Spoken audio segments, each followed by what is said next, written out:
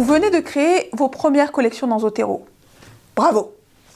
Maintenant, pour gagner en efficacité dans la gestion de vos références bibliographiques, nous allons voir comment celles-ci sont organisées au sein d'une collection. À la fin de cette vidéo, vous saurez.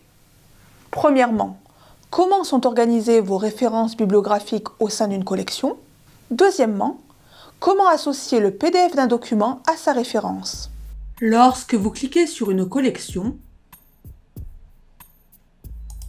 les références bibliographiques qui apparaissent ligne par ligne dans la partie centrale sont classées selon un certain nombre de critères, tels que le titre des documents en question, les noms de leurs auteurs, ou encore la présence ou non d'un PDF associé. Par défaut, toutes vos références sont classées par ordre alphabétique des titres des documents. Mais en cliquant sur chacun des champs mentionnés tout en haut, vous pouvez reclasser toute la liste de références bibliographiques par ordre alphabétique ou anti-alphabétique. Vous pouvez aussi effectuer un reclassement par nom d'auteur par exemple.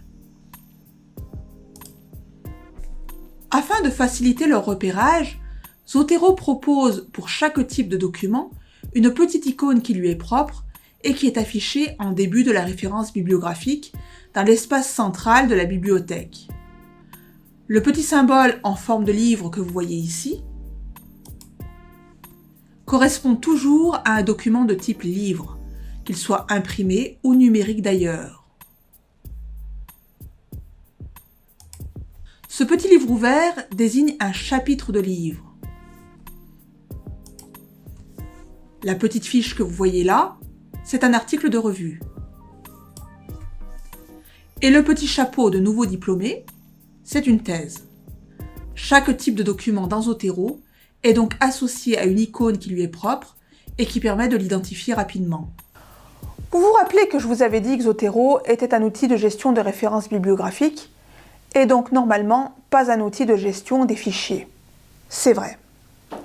Mais Zotero vous offre tout de même la possibilité de conserver les PDF de vos documents numériques au sein même de sa bibliothèque en les associant directement à leurs références bibliographiques. Cette fonctionnalité est très pratique est généralement appréciée des étudiants comme des chercheurs qui croulent sous les fichiers de documents qu'ils ont identifiés et téléchargés un peu partout lors de leurs recherches. Cependant, il faut faire attention à deux choses. D'abord, pour pouvoir enregistrer des PDF dans Zotero en les associant à leurs références bibliographiques, il faut avoir préalablement activé l'option nécessaire dans celui-ci, sans quoi cela ne fonctionnera pas. Nous aurons l'occasion de voir ensemble comment effectuer cette manipulation dans la vidéo ultérieure sur l'alimentation de Zotero par import de fichiers. Ensuite, rappelez-vous que si la conservation des références bibliographiques sur le cloud de Zotero est offerte, ce n'est pas le cas de l'espace de stockage que nécessite la conservation des fichiers PDF. Par défaut, vous êtes limité à 300 mégaoctets par compte créé sur Zotero. Mais les PDF consomment beaucoup d'espace. Très vite, vous allez être confronté à 4 choix possibles. Soit couper la synchronisation de votre espace Zotero standalone à votre compte en ligne afin que vos PDF ne soient plus conservés qu'en dur sur votre machine, soit acheter de l'espace supplémentaire à Zotero, ou alors enfin, ne pas activer cette option et renoncer à cette fonctionnalité. Cette solution est la plus simple, car elle permet de synchroniser quand même la bibliothèque avec les références, mais sans les fichiers. Une quatrième solution reste néanmoins possible. Stocker sa bibliothèque avec les fichiers sur un autre espace, tel un serveur institutionnel ou même un disque dur.